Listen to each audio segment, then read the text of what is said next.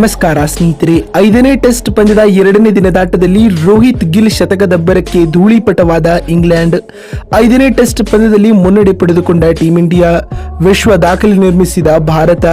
ಹಾಗಾದ್ರೆ ಸುದ್ದಿಯ ಸಂಪೂರ್ಣ ಮಾಹಿತಿ ಏನು ಎಂಬುದನ್ನು ತಿಳಿಯುವುದಕ್ಕಿಂತ ಮೊದಲು ನೀವು ಕೂಡ ರೋಹಿತ್ ಶರ್ಮಾರವರ ಅಭಿಮಾನಿಗಳಾಗಿ ಈ ವಿಡಿಯೋವನ್ನು ನೋಡುತ್ತಿದ್ದರೆ ತಪ್ಪದೆ ಈ ಕೂಡಲೇ ಈ ವಿಡಿಯೋಗೊಂದು ಲೈಕ್ ಮಾಡಿ.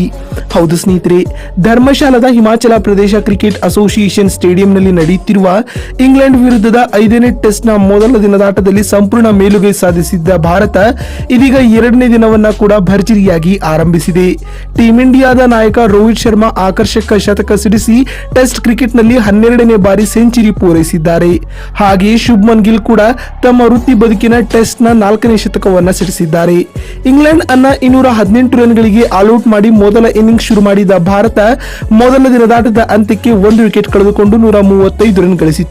ಇಂದು 2ನೇ ದಿನದಾಟವನ್ನ ಆರಂಭಿಸಿದ ಭಾರತ ಬಿರುಸಿನ ಬ್ಯಾಟಿಂಗ್ ನಡೆಸಿದೆ. ರೋಹಿತ್ ರವರು 154 ಎಸೆತಗಳಲ್ಲಿ 13 4 ಹಾಗೂ 3 ಸಿಕ್ಸರ್ಗಳೊಂದಿಗೆ ಶತಕ ಪೂರೈಸಿದ್ದಾರೆ. ಗಿಲ್ ಕೂಡ ಸ್ಫೋಟಕ ಬ್ಯಾಟಿಂಗ್ ನಡೆಸಿ 137 ಎಸೆತಗಳಲ್ಲಿ 10 4 ಹಾಗೂ 5 ಸಿಕ್ಸರ್ಗಳೊಂದಿಗೆ 100 ರನ್ ಗಳಿಸಿದರು. 250 ರನ್ಗಳ ಗಡಿ ದಾಟುವ ಮೂಲಕ ಭಾರತ ತಂಡವು ಸದ್ಯ 5ನೇ ಟೆಸ್ಟ್ ಪಂದ್ಯದಲ್ಲಿ ಮುನ್ನಡೆಯನ್ನ ಸಾಧಿಸಿದೆ.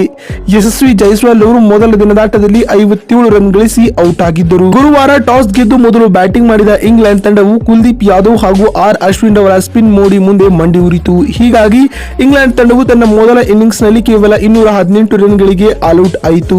ಇಂಗ್ಲೆಂಡ್ ತಂಡ ತನ್ನ ಕೊನೆಯ 7 ವಿಕೆಟ್ ಗಳನ್ನ ಕೇವಲ 43 ರನ್ಗಳಿಗೆ ನಿನ್ನೆ ಕಳೆದುಕೊಂಡಿತ್ತು ಅಂದ್ರೆ ನೀವು ನಂಬಲೇಬೇಕು ಸ್ನೇಹಿತರೆ. ಇದೀಗ ಒಟ್ಟಿನಲ್ಲಿ ಇಂಗ್ಲೆಂಡ್ ವಿರುದ್ಧದ 5ನೇ ಟೆಸ್ಟ್ ಪಂದ್ಯದಲ್ಲಿ ಟೀಂ ಇಂಡಿಯಾವು ಮುನ್ನಡೆಯತ್ತ ಮುನ್ನುಗ್ಗುತ್ತಿದೆ ಅಂತ ಹೇಳಬಹುದು ಸ್ನೇಹಿತರೆ. ಸದ್ಯ ಇದೀಗ ಈ ವಿಡಿಯೋ ರೆಕಾರ್ಡ್ ಮಾಡುವ ವೇಳೆಗೆ 2ನೇ ದಿನದಾಟದ ಊಟದ ವಿರಾಮದ ವೇಳೆಗೆ ಟೀಂ ಇಂಡಿಯಾವು 264 ರನ್ಗಳಿಗೆ 1 ವಿಕೆಟ್ ಕಳೆದುಕೊಂಡಿದೆ ಸ್ನೇಹಿತರೆ. ಅದು 60 ಓವರ್ಗಳಲ್ಲಿ. ರೋಹಿತ್ ಶರ್ಮಾ ಅಜೇಯ 102 ಹಾಗೂ ಶುಭ್ಮನ್ ಗಿಲ್ ಅಜೇಯ 101 ರನ್ ಬಾರಿಸಿ ಬ್ಯಾಟಿಂಗ್ ಕಾಯ್ದಿರಿಸಿಕೊಂಡಿದ್ದಾರೆ. ಇದರೊಂದಿಗೆ ಟೀಂ ಇಂಡಿಯಾವು ಕೂಡ 46 ರನ್ಗಳ ಮುನ್ನಡೆಯನ್ನ ಪಡೆದುಕೊಂಡಿದೆ ಅಂತ ಹೇಳಬಹುದು ಸ್ನೇಹಿತರೆ. ಇಲ್ಲಿಂದ ಟೀಂ ಇಂಡಿಯಾವು ಎಷ್ಟು ಮೊತ್ತವನ್ನ ಕಲೆ ಹಾಕಬಹುದು ಎನ್ನುವ ನಿಮ್ಮ ಅನಿಸಿಕೆ ಹಾಗೂ ಅಭಿಪ್ರಾಯಗಳನ್ನ ಕಾಮೆಂಟ್ ಮಾಡುವ ಮೂಲಕ ತಪ್ಪದೆ ತಿಳಿಸಿ ಸ್ನೇಹಿತರೆ.